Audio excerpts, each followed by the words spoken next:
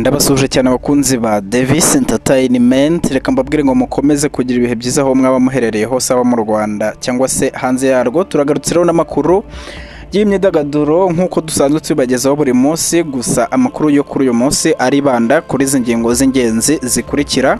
Khadija Kopa rero akomeje kwijujutira urukundo rwa Diamond Platnumz na Zuchu, ndetse muri aya makuru ndaza kubabwira ko ibitaramo by'isango na Muzika Awards bigiye gutangira. Bamwe mu bahatana rero cyangwa se bazahatana bakaba bamaze kuba bamenyekana muri aya makuru, kandi ndaza kukugezaho filime 10 zanditse amateka cyane zarebwe n'abantu benshi kurusha izindi ku isi, ndetse niba uri n'umukunzi wagasobanuye ukaba izi filime nawe wazitaho.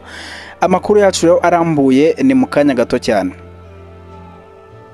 Umuhanzikazi wo mu gihugu cya Tanzania Khadija Kopa yongeye kwibutsa abantu ko Urukundo umukobwa we na Zuchu arimo na Diamond Platnumz nta gaciro rufite. Uyu muhanzikazi rero wo mu gihugu cya Tanzania akaba na nyina w'umuhanzikazi Zuchu, Khadija Kopa ku nshuro ya kabiri yongeye kwihakana urukundo rw'umukobwa we na Diamond Platnumz, nkuko Khadija Kopa rero abyivugira ngo umukobwa we nta kintu aramubwira ku bijyanye n'urukundo rwabo, bivuze ko ari bo ubwabo babiziranyeho. Yagize ati nta makuru na make mfite ku rukundo rw'umukobwa wanjye n'umuhanzi Diamond Platnumz, birashoboka ko ari ibanga ryabo kuko ntabyo baramenyesha.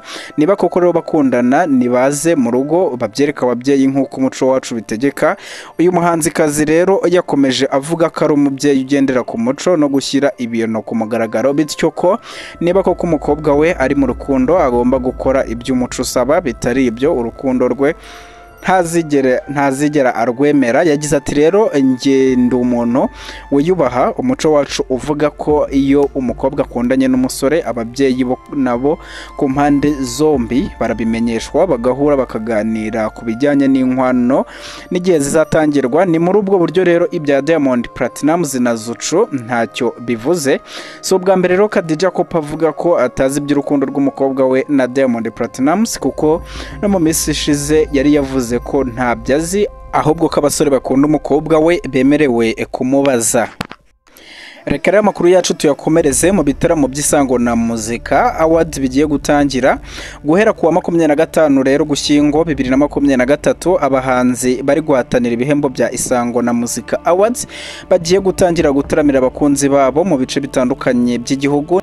Ni ibitaramo bigiye guhera mu ishuri Maranyundo Girls School riherereye mu karere ka Bugesera, ndetse byitezwe ko bizakomereza no mu tundi duce. Ku ikubitiro rero ibi bitaramo bizatangirana na Arine Sano uzifatanya na Bwiza gususurutsa abanyeshuri biga muri Maranyundo Girls School. Ni ibitaramo rero bizakomereza muri Kaminuza y'u Rwanda ishami rya Huye kuwa 2 Ukuboza 2023 tariki 9 Ukuboza 2023 bizasorezwa i Karama ahazwi nka Norvege. Ibi bitaramo rero bitangiye mu gihe abahanzi barimo Dani na None, Arine Sano, Marani Manzi, Juno Kizigenza, Prince Kizi, Josh Ishimwe, Tom Close, Gadi Big Fizzo n'itorero Inganzo Ngari bari kumwenyura kuko bayoboye abandi mu majwi mu byiciro bahatanyemo. Kugeza ubu rero amatora aracyakomeje, ndetse nawe ushobora gutora umuhanzi ukunda cyangwa se ushigikiye ukabasha kuba nawe nyine wamuteza imbere.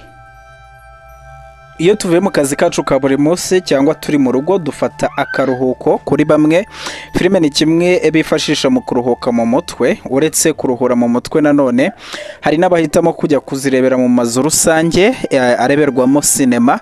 Niyo mpamvu rero twaguteguriye filime 10 z'ibihe byose ku isi zarebwe cyane.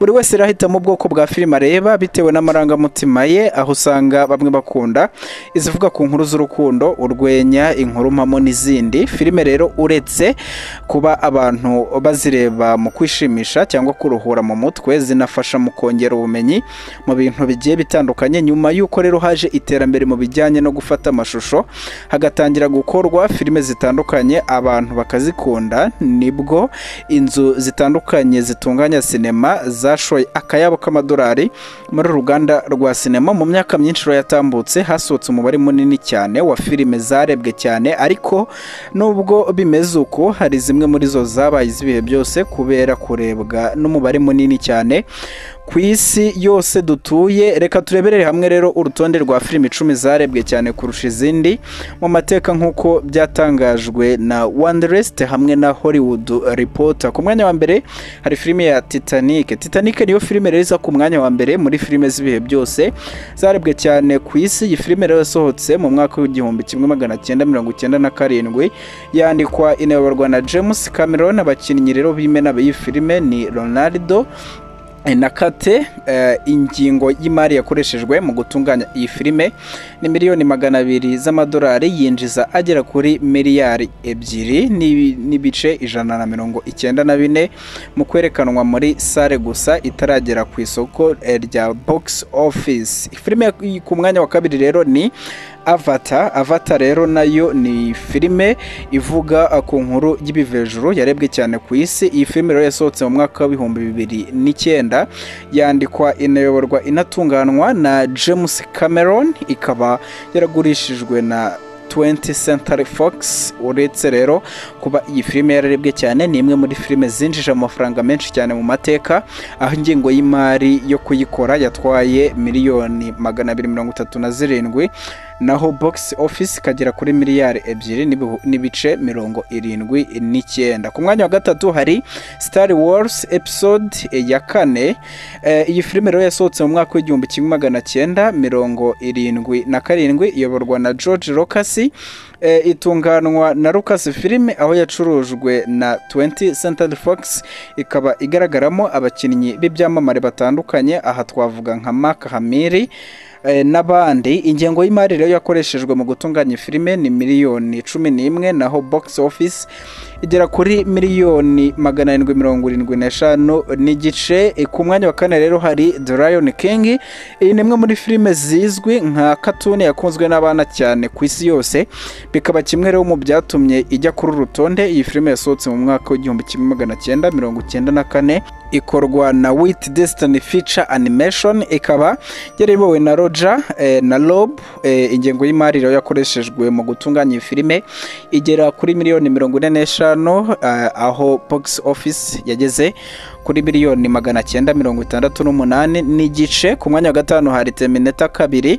Impamvu ya mbere yatumye iyi filime irebwa cyane ni umukinnyi wayo w'imena uyikinamo ariwe Arnold Schwarzenegger. Iyi filime rero yasohotse mu mwaka w'igihumbi 1991, yandikwa na William Wisher, iyoborwa na James Cameron, yacurujwe na Trestar Pictures, ikaba yarakozwe ku ngengo y'imari iri hagati ya miliyoni 94 n'ijana n'ebyiri, naho box office igera kuri miliyoni 520.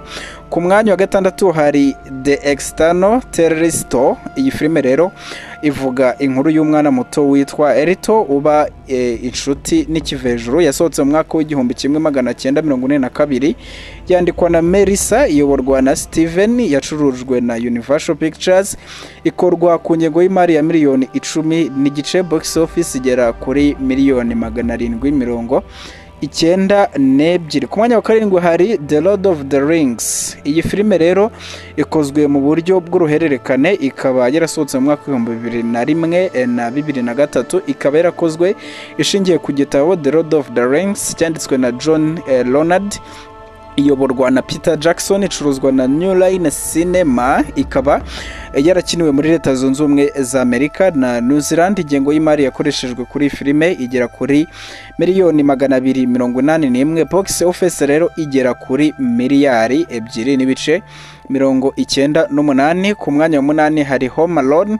Home Alone ni filime yasohotse mu mwaka w'igihumbi 1990, ivuga ku nkuru y'umwana muto w'imyaka 8 ugerageza kuryarya abajura baje kwiba iwabo mu rugo, aho abasigaye mu rugo wenyine. Ababyeyi be bagiye mu biruhuko bya Noheli mu mujyi wa Paris mu Bufaransa. Iyi filime ikaba yaranditswe rero ikanatunganwa na John, ikayoborwa na Chris Columbus, icuruzwa na 20th Century Fox. Iyi filime yakozwe ku ngengo y'imari ya miliyoni 18, aho box office yageze kuri miliyoni 476 n'ibice 7. Ku mwanya wa 9 hari The Godfather.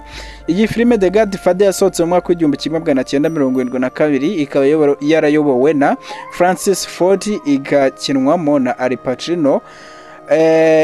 Iyi nkuru rero y'igi filime ikaba yarishingiye ku nkuru yo mu gitabo cyitiranwa nayo cyanditswe n'umwanditsi w'umunyamerika witwa Mario Puzo. Uyu mugabo rero kandi niwe wanditse filime yiswe Superman, yasohotse mu mwaka w'igihumbi 1978, icuruzwa na Paramount Pictures. Iyi filime rero ikaba yarakozwe ku ngengo y'imari iri hagati ya miliyoni 6 na 7.2 z'amadolari ya Leta Zunze Ubumwe za Amerika. Box office ikaba yarageze kuri miliyoni 246 na 287. Godfather rero ikaba yaratowe ku mwanya wa 2 na American Film Institute nka Greatest Film in American Film. Ku mwanya wa 10 hari Harry Potter and the Philosopher's Stone. Iyi filime rero ikaba yarasohotse mu mwaka wa 2001, ikaba yarayobowe na Chris Columbus. Iyi filime rero ikaba yarakozwe n'ingengo y'imari isaga miliyoni 125 z'amadolari ya Amerika. Box office ikaba yarageze kuri miliyoni zisaga 978 n'ibihumbi 100 by'amadolari. Reka rero ngushimire wabanye natwe mu makuru y'uyu munsi. Reka amakuru yacu tuyasoreza ahangaha. Aribwo bwa mbere ugeze kuri YouTube channel yacu rero ushobora gukanda subscribe kugira ngo utajya ucekanwa n'amakuru tugenda tukugezaho buri munsi. Bye bye.